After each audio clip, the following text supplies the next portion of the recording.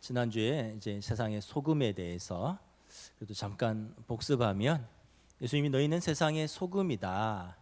그래서 소금이 부패 방지의 기능이 있는 것처럼 성도가 부패하고 죄악된 이 세상에 살지만 거기에 동화되는 것이 아니라 세상을 이제 정결하게 하는 거룩한 삶의 책임이 있다. 또한 소금이 그 맛을 내어서 음식의 그 고유한 맛을 더 잘 내게 하는 것처럼 우리 성도들이 녹아져서 또 우리 삶의 자리에서 그 맛을 내고 삶의 의미와 보람을 주는 그래서 성도의 자기 희생 또 자기 부인 세상을 향한 섬김의 삶이라고 말씀을 드렸습니다. 오늘은 성도는 세상의 빛이라는 주제로 말씀을 전하도록 하겠습니다. 우리 14절 다시 한번 읽도록 하겠습니다. 시작. 너희는 세상의 빛이라 산 위에 있는 동네가 숨겨지지 못할 것이요. 여러분 빛이라 빛은 어떤 기능이 있습니까? 빛은 광선으로서 이제 빛을 비추고 또 열을 내서 에너지를 공급하고 또 어떤 살균 작용도 하고요. 광합성처럼 식물을 자라게 하는 그런 다양한 역할들이 있는데 여기서 예수님이 말씀하신 너희는 빛이라 할 때 이 빛은 그 광선으로서 밝게 비추는 기능을 말씀하는 것입니다. 우리가 빛이 늘 일상에서 존재하기 때문에 그렇게 때로는 귀한 줄 모르고 잘 인식하지 못하고 살아가지만 여러분 우리가 빛이 없으면 일상생활이 거의 불가능해집니다. 밤에 빛이 없으면 글을 읽을 수도 없고요, 또 길을 걸을 수도 없고 운전을 할 수도 없고 또 우리가 빛이 없으면 어떤 면에서 보면 낮에도 여러분 여기가 전등을 환하게 켜서 그렇지 이 건물 안에서 햇빛으로 창문으로 들어오는 빛으로만은 우리가 글을 읽거나 성경을 읽거나 찬송을 부르는데 어려움이 있습니다. 조도가 확 떨어지기 때문에 그렇습니다. 그래서 빛은 일상생활에 늘 있는 것 같지만 사실은 굉장히 귀한 것이고 그 기능이 꼭 필요한 것이죠. 어젯밤에 한참 자고 있는데 저희 큰아들이 안방에 들어와서 저를 깨워요. 아빠 전기가 나갔어요. 그래서 제가 야 밤인데 전기 나가면 나간 대로 살자, 아침에 들어오겠지 했는데 생각해보니까 또 냉장고도 전기가 나간 상태에서 이렇게 두면 음식도 상하고 이래서 제가 일어나서 이제 막 이렇게 이것저것 차단기 떨어진 게 없는가 올려보고 다 점검했는데 불이 안 들어오는 거예요. 알고 봤더니 우리 동네가 잠깐 동안 한 10분 정도 이렇게 정전이 됐었던 것입니다. 그래서 건물 전체가 뿐만 아니라 우리 동네가 정전이 됐었죠. 그 시간이 하필 그 EPL 그 토트넘의 손흥민 선수가 경기하고 있는 그 시간이라서 우리 아들이 막 조바심이 나서 막 자기가 내려가서 불 켜려고 막 하다가 이래저래도 안 되니까 저를 깨웠던 거죠. 아침에 얘기를 들었더니 3골이나 넣었다 이런 얘기를 들었습니다. 하여튼 이런 빛이 있어야지 우리가 참 일상이 가능한 거죠. 빛의 중요한 기능이 사물의 정체성을 드러내는 것입니다. 사람은 여러분 시각으로 정보의 80% 이상을 인식합니다. 우리가 감각기관 중에 촉각도 있고 또 후각도 있고 여러 가지 감각이 있지만 사람은 시각으로 정보의 80%를 인식을 합니다. 그래서 우리가 어떤 사람이나 사물을 인식할 수 있는 것은 반사된 빛이 우리 눈의 조리개를 통해서 망막에 맺히고 이것이 시신경을 통해서 뇌에 전달되고 뇌가 해석을 하는 것이죠. 그래서 여러분 빛이 있어야지 사랑하는 가족들의 얼굴도 볼 수 있고 또 우리가 사용하는 어떤 사물의 모양과 형태와 색깔과 방향과 각도와 운동성 등을 인식하는 것입니다. 빛이 없으면 우리의 시각은 어떤 사물의 정보의 대부분을 잃어버리는 것입니다. 그래서 빛이 사물의 정체성을 드러내는 역할을 합니다. 또 빛이 있기 때문에 우리 일상에서 질서와 방향을 잡을 수가 있습니다. 여러분 만약에 빛이 없으면 밤에 길거리가 엉망진창이 될 것입니다. 쓰레기가 난무하고 사람들이 곳곳에 볼일을 보고 여러분들의 집 앞은 쓰레기 천지가 될 수 있습니다. 또 빛이 없으면 어두운 골목길을 지나기가 두려울 것입니다. 도둑이나 강도가 여기저기에서 숨어서 사람들을 노릴 것이고 건물에 침입해서 물건을 강탈할 것입니다. 그래서 빛은 우리 삶의 질서와 방향을 바로잡아주는 기능도 하는 것입니다. 이렇게 빛이 일상에서 이런 물리적으로 중요한 기능이 있는데 오늘 성경에서는 영적인 기능을 말하는 것입니다. 첫째, 하나님은 빛이시고 하나님이 빛의 근원이시다를 말씀하는 것입니다. 여러분 창세기 1장에 태초에 하나님이 천지를 창조하시니라. 땅이 혼돈하고 공허하며 흑암이 깊음 위에 있고 하나님이 이르시되 빛이 있으라 하시니 빛이 있었고. 태초에는 땅이 혼돈 가운데 있었다는 것입니다. 공허했다는 것입니다. 비어 있었다는 거죠. 흑암이 깊었다는 것입니다. 깊은 흑암이 지배하고 있었다는 것입니다. 그런데 하나님께서 빛이 있으라 빛을 창조하시니 세상이 밝아지고 그리고 그 빛 가운 다음에 다른 모든 창조물들을 창조하셨습니다. 그러면서 그 빛이 비추면서 다른 모든 피조물들이 질서 있게 자기 자리를 자리 잡게 된 것입니다. 이처럼 하나님이 빛 자체이시고 빛의 근원이십니다. 여러분 만일 우리 삶이 무질서하고 혼돈 가운데 있다, 우리 삶이 공허하고 그리고 두려움과 혼돈으로 차 있다면 빛 대신 하나님 앞에 서면 되는 것입니다. 그 빛을 없애려고 애를 쓸 게 아니라 빛 앞에 내가 나아가면 그 빛 대신 하나님이 우리의 어두운 삶을, 우리의 어두운 정신과 우리의 어두운 내면과 우리의 모든 두려움과 혼돈을 밝게 비추어 주실 것입니다. 요한일서 1장 5절 말씀입니다. 하나님은 빛이시라 그에게는 어둠이 조금도 없으시다는 것이라. 하나님 빛 대신 하나님 앞에 서면 우리의 삶의 어둠과 혼돈에 물러가고 질서가 바로 잡히며 방황하고 복잡하던 삶의 올바른 방향이 잡히고 심플해지는 것입니다. 우리 하나님 앞에 서지 않으니까 두렵고 방황하고 혼돈과 이 모든 것이 우리를 어지럽히는 것입니다. 예수님께서 또한 참 빛으로 이 세상에 오셨습니다. 요한복음 1장 9절에 참 빛 곧 세상에 와서 각 사람에게 비추는 빛이 있었나니. 여러분 이 세상의 본질은 무엇입니까? 악일까요? 선일까요? 많은 철학자들이 선하다 또는 악하다, 그냥 아무것도 아니다, 여러 가지로 규정을 하지만 성경은 이 세상은 악하다라고 규정하고 있습니다. 원래는 그렇지 않았습니다. 태초에 하나님께서 세상을 선하게 창조하셨습니다. 하나님이 사람을 선하게 창조하셨습니다. 세상을 보시기에 좋았더라 말씀하셨고 하나님의 사람들을 보시면서 보시기에 심히 좋았더라 말씀하셨습니다.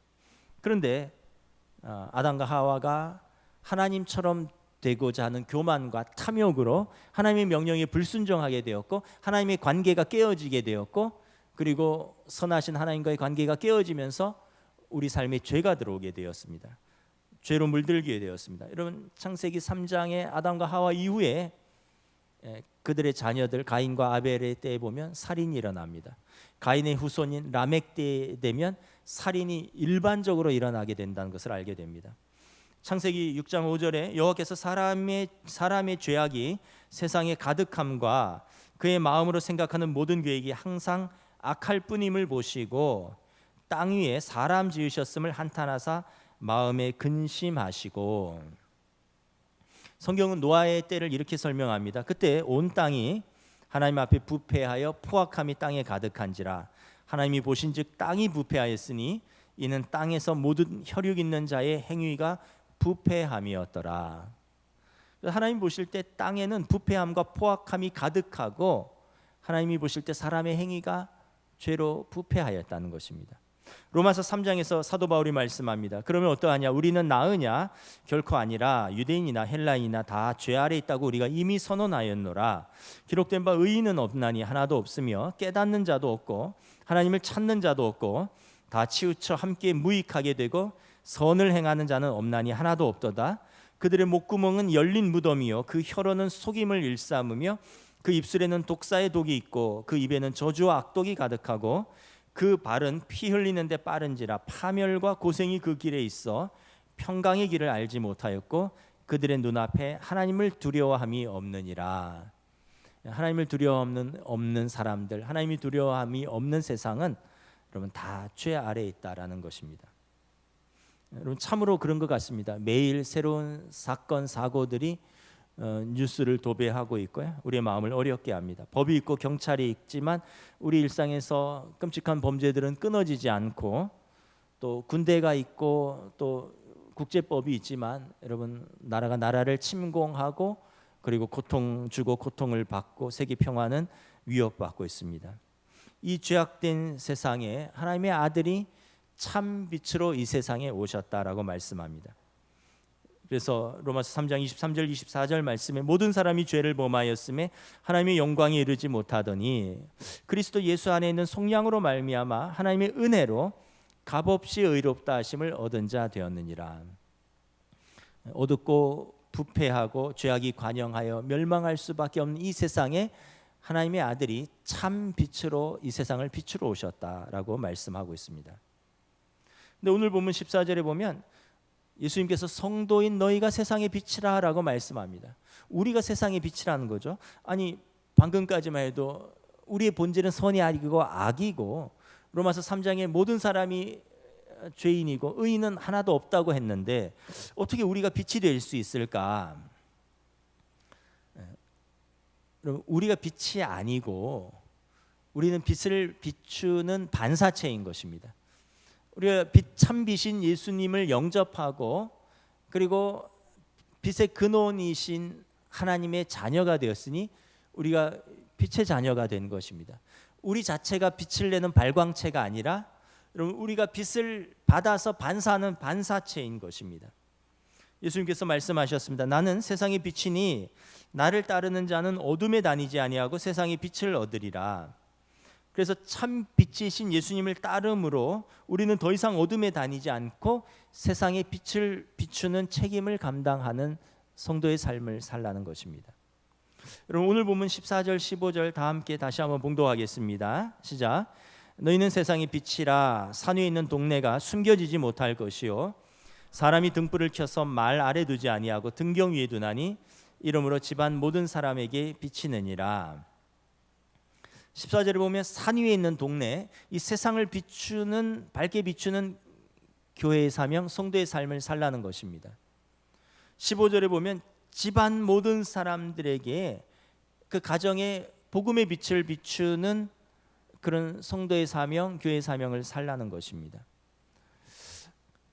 그러기 위해서 하나님께서 이제 세상 가운데 교회를 부르셨고 예수님께서 세상 가운데 제자들을 부르신 것입니다. 15절에 보면 사람이 등불을 켜서 말 아래 두지 아니하고 등경 위에 두나니, 좀 정기적으로 성경을 현대어에 맞도록 번역을 하고 있는데 아직 이 단어는 바뀌지 않은 것 같습니다. 얼핏 보면 말 아래 두고 우리가 타는 동물 말이 아니라 이 말은 그 곡식을 되는 그런 진흙으로 만든 그릇입니다. 우리가 한 말, 두 말 곡식을 되잖아요. 그 곡식을 되는 그 진흙으로 만든 그릇인데 고대인들은 그 등불을 들고 다니다가 불씨 자체를 꺼뜨리면 또 안 되죠. 왜냐하면 불씨 자체가 귀하니까. 그래서 이제 잘 때는 이렇게 불을 이렇게 쓰지 않을 때는 불을 말로 그 그릇으로 덮어두었습니다. 그러다가 이제 다시 필요하면 그걸 이제 들고 다니는 거죠.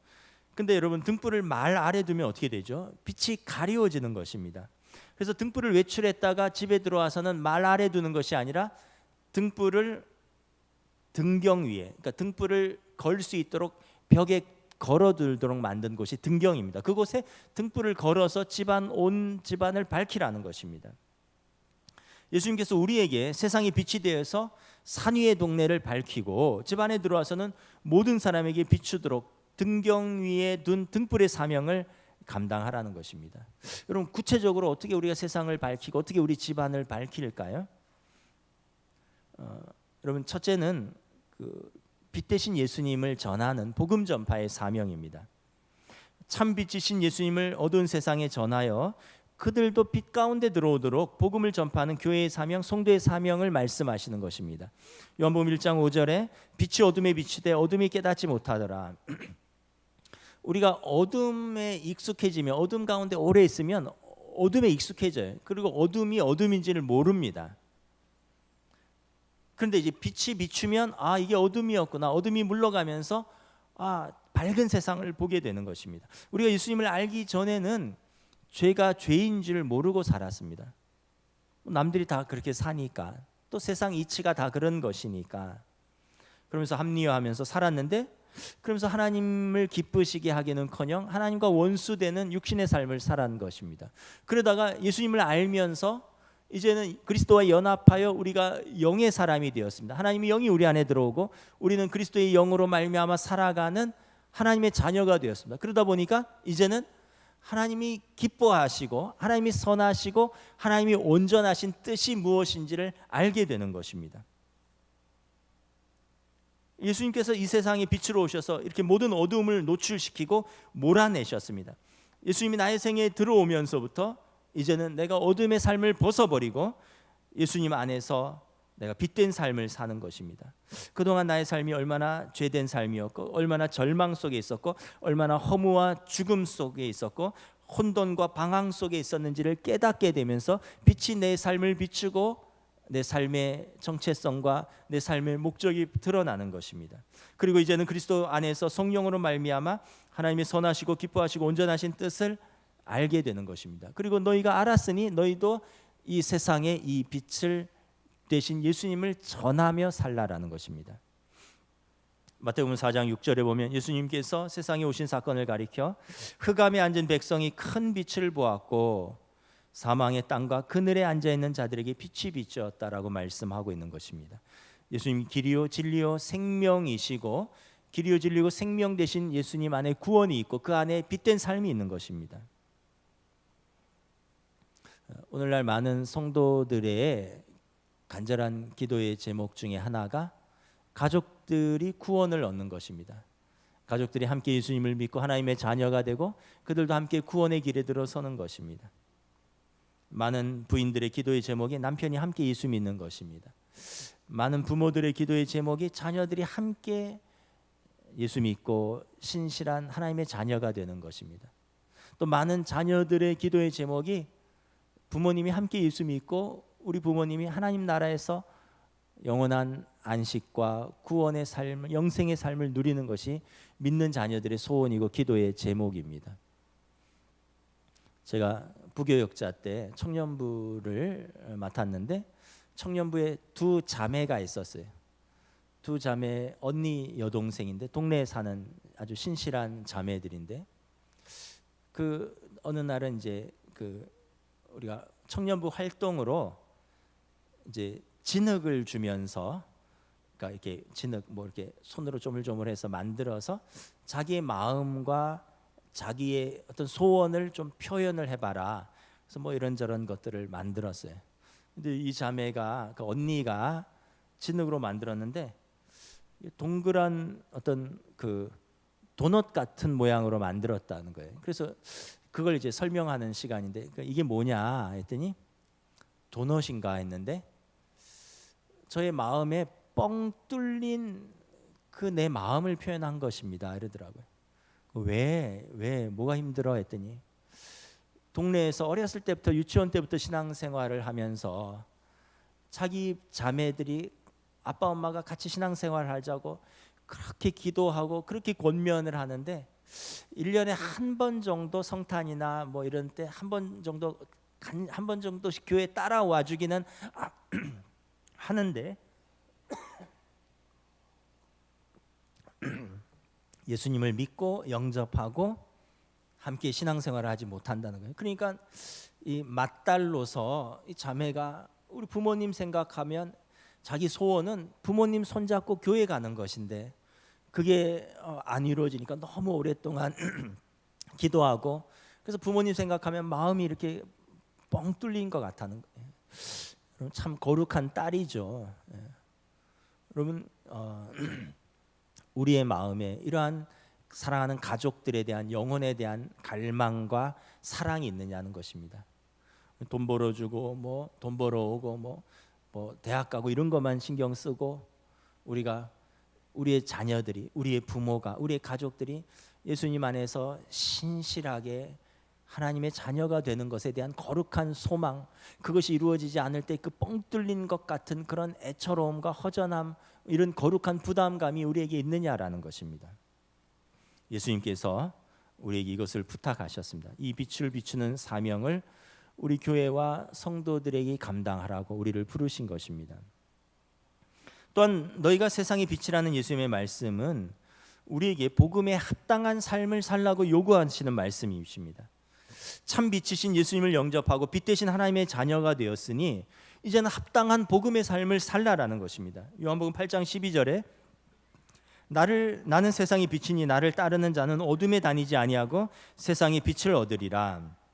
에베소서 5장 8절에 너희가 전에는 어두움이더니 이제는 주 안에서 빛이라 빛의 자녀들처럼 행하라. 이제 빛을 보았으면 더 이상 어둠에 연연하지 말고 빛된 자녀의 삶을 살라는 것입니다.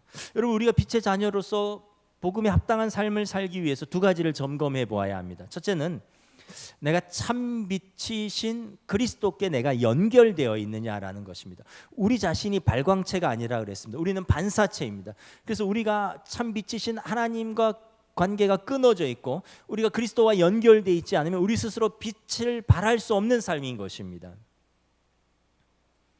요즘은 현대인들에게 스마트폰이 참 너무 중요하고 또 필수품이죠. 그러다가 이제 스마트폰의 그 배터리가 막 떨어져 가고 또는 그게 꺼지면 굉장히 당황합니다. 전화도 못 하고 전화도 못 받고, 근데 사실 우리 삶에 그렇게 중요한 전화가 막 그렇게 긴박하게 올 일이 우리 평범한 사람들은 별로 없어요. 근데 막 스마트폰에 배터리 떨어져서 이제 전원이 끊어지면 막 당황하고 초조합니다. 카톡 보내야 되는데, 카톡 확인해야 되는데, 전화해야 되는데, 전화 받아야 되는데, 근데 또 뭐 그러면서 또 정보도 확인하고 영상도 보고 뭐 세상과 소통하는 아주 방식이죠. 쉬운 방식. 저도 이제 전화기의 배터리를 항상 이제 보고 신경을 쓰고 있는데, 어느 날 외출하려고 그러는데 배터리가 한 칸도 안 남았어요. 막 빨갛게 되면서 10% 이내입니다. 충전하세요. 그래서 나가려면 2시간 정도 시간이 있어서 USB를 이제 연결을 하고 2시간 있다가 나가려고 딱 뽑았는데 보니까 전원이 하나도 충전이 안 되는 거예요. 여전히 빨간 상태인 거예요, 배터리가. 그래서 아니 이게 무슨 일이지 하고 봤더니 선풍기를 꼽으면서 이 전화기 충전기에 그 플러그를 빼놓고 선풍기를 꽂고, 그리고 나서 저는 전화기를 여기에다 꼽았으니 USB를 연결했으니 충전되고 있겠거니 생각을 했던 거죠. 그러니까 여러분, 뭐예요? 연결이 돼 있어도 전원이 연결이 돼 있지 않으면 공급을 받을 수 없다는 겁니다. 여러분, 우리 삶이 그냥 내 능력, 내 경험, 내 지혜로 사는 것, 이게 배터리 인생입니다. 그 배터리 방전되면 어떻게 하실 거예요? 우리는 예수님과 연결되어 있어야 됩니다. 길이요 진리요 생명이신 예수님께 연결되어서 예수님께서 공급하시는 성령의 능력을 힘입어서 플러그인 인생을 살아야 되는 것이죠. 예수님과 연결되어 있는지를 확인해야 되는 거예요. 두 번째는 전원은 연결돼 있어도 나의 필라멘트가 끊어지면 불이 들어오지 않습니다. 요즘은 뭐 LED라서 어떤지 잘 모르겠는데, 예전에는 그 전구 속을 보면 이렇게 필라멘트가 이렇게 거미줄처럼 연결이 돼 있잖아요. 그 필라멘트가 끊어지면 전원이 연결돼 있어도 전구에 불이 들어오지 않습니다. 다시 말하면 전원이 연결되어 공급되어도 내 전구의 필라멘트가 끊어지지 않도록 우리가 관리해야 되는 거죠. 다시 말하면 교회는 다녀요. 근데 이제 다니는데 하나님의 말씀에 대해서 응답이 없어요. 하나님의 말씀에 대한 순종이 없어요. 그러면 교회를 그냥 댕기는 겁니다. 그 전원은 연결이 돼 있는데 내 필라멘트는 여전히 끊어져 있는 상태예요. 그래서 하나님의 말씀에 대한 순종과 하나님의 뜻에 반응하고 응답하는 믿음의 삶을 사는 것이 우리가 필라멘트가 끊어지지 않는 것입니다. 그래서 먼저는 내가 하나님께 연결되어 있는가, 그리고 내 믿음의 필라멘트가 끊어지지 않았는가를 두 가지를 점검해야 되는 것입니다. 우리는 오해하는 게 있습니다. 나는 가만히 있고 하나님이 알아서 변화시킨다. 나 그냥 교회 댕긴다. 하나님이 알아서 변화시킨다. 그렇지 않다니까요. 하나님은 우리를 인격적으로 대우하십니다. 인격적으로 대우한다는 것은 뭐냐면 우리를 강제적으로 몰아가고 막 그렇게 강압적으로 하는 것이 아니라, 그러면 우리를 존중하는 것이 아니죠. 여러분, 막 자녀를 때려서 훈육하고 막 몰아붙이면 이게 자녀를 인격적으로 대우하는 것이 아니잖아요. 물론 이제 부모의 사랑의 표현이 조금 변질된 것일 수는 있긴 하지만, 근데 하나님은 우리를, 여러분, 온전하신 아버지이신 하나님은 우리를 인격적인 존재로 대우하십니다. 우리를 존중하셔요. 우리를 노예나 기계처럼 다루지 않으십니다. 왜냐하면 우리는 하나님의 아버지와 자녀의 관계이기 때문에 서로를 존중하고 서로가 반응하고 서로가 응답할 때까지 기다리시고, 그리고 그러할 때 열매를 맺는 것입니다. 그럼 막 강압적으로 하고 강요하면 열매가 맺힐까요? 두려워서 무서워서는 잠깐 연결될 수 있지만 감동도 없고 열매도 없는 거죠. 하나님은 우리를 그렇게 다루시지 않는다는 거예요. 성령의 감동을 주시고 인애롭고 자비롭고 노하기를 더디하시는 인자하신 하나님은 우리를 기다리시고 우리에게 성령을 통해서 끊임없이 말씀하시고, 때로는 우리를 위하여 성령께서 말할 수 없는 탄식 가운데 기도하시면서 눈물 흘리시고 우리가 예수님의 말씀에 반응하고 그리고 응답하기를 기다리신다는 거예요. 그때 변화가 일어나는 것입니다. 우리는 예수 믿으면 어떤 능력이나 어떤 기적에 집중합니다. 내 삶에 큰 일이 갑자기 일어나고 막 큰 능력이 발휘되고 그런 기적 같은 걸 경험하기를 소망합니다. 물론 그것도 은혜요, 그것도 능력입니다. 안진뱅이가 걷고 소경이 눈을 뜨고, 여러분, 말기 암 환자가 암이 깨끗이 낫고, 이러면 얼마나 큰 기적이고 얼마나 큰 능력입니까? 얼마나 큰 은혜입니까? 그런데 그렇게 건강해져서 더 죄 지으면 어떨까요? 그렇게 더 건강하고 기력이 도와져서 식구들 더 못 살게 하고 여러분 주변 사람들 더 힘들게 하면, 그러면 그게 차라리 병이 안 나아서 연약함 때문에 아파하고 연약함 때문에 하나님께 매어 달리고 그 연약함 때문에 주변 사람들에게 긍휼을 얻는 것이 더 어쩌면은 나은 삶일 수도 있어요. 근데 막 안진뱅이가 걷고 소경이 눈을 뜨고 막 그런 문둥병자가 깨끗함을 받고 이런 기적이 일어났는데, 이전보다 더 건강해진 몸으로 더 깊은 죄악의 세상으로 나아가고 더 깊은 쾌락의 세상으로 나아가고 더 깊은 불순종의 자리와, 그리고 그래서 우리에게 주신 가족들과 우리에게 주신 사람들을 더 힘들게 한다면 그 은혜와 그 기적과 그 능력이 참다운 은혜와 능력이고 기적이냐라는 거죠. 그래서 여러분, 우리가 예수 믿는다는 것은 어떤 그런 은혜와 능력과 기적을 하나님께 기대하는 것도 있어요. 그러나 사실은 근본적으로는 삶의 변화와 성숙입니다. 내 삶이 변화되고 성숙하는 것입니다. 내 가치관이 바뀌고 내 생각이 바뀌고 내가 사람을 대하는 자세와 태도가 바뀌고 내 관계가 그래서 바뀌고 내 삶이 바뀌는 것입니다. 여러분, 예수님께서 너희는 세상의 소금과 빛이라 말씀하실 때 그 전에 팔복에 대해서 말씀하시죠. 그 팔복이 뭡니까? 심령이 가난한 자, 애통하는 자, 온유한 자, 의에 줄이고 목마른 자, 화평케 하는 자, 의를 위하여 핍박받는 자. 여러분, 다 어떤 외부적인 기적과 능력이 아니라 우리의 어떤 내부적인 변화와, 그래서 하나님 앞에서 더 긍휼히 여김을 받고 하나님과 더 깊어지고 하나님께 더 나아가서 그래서 하나님으로부터 받는 복들입니다. 성령의 9가지 열매가 무엇입니까? 우리가 맺히는 열매는 뭐 대학 가고 뭐 회사 취직하고 뭐 높은 연봉 받고 성취하고, 성경의 9가지 열매가 그걸 말하는 게 아니잖아요. 사랑과 희락과 화평과 오래 참음과 자비와 양선과 충성과 온유와 절제, 이것이 성령의 9가지 열매인데 이것을 금지할 법이 없다. 모두 내면적인 것이고 성품적인 것입니다. 그래서 살면 여러분 우리가 예수 믿으면 예수 믿을수록 그 세월이 길수록 더 좋아져야 돼. 하나님과 사람 앞에서 특별히 안 믿는 가족들이나 내 주변의 사람들이 정말 더 좋아지네. 예수 믿더니 우리 아빠 변했어. 예수 믿더니 우리 엄마 달라졌어.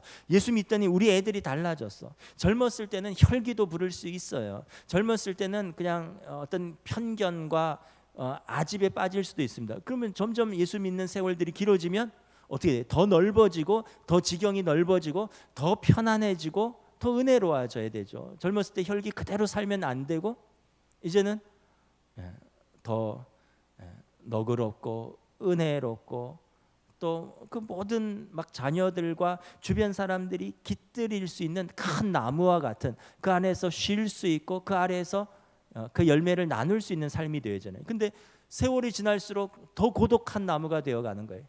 앙상하고 메마르고 그 아래에 있으면 그냥 같이 힘들어지고 더 힘들어지고 그래서 열매는 더 없어지고 초라해지고 여러분 그렇다면 정말 우리가 예수 믿고 변화된 성도의 변화와 성숙의 삶인가 풍성한 삶인가 라는 것입니다.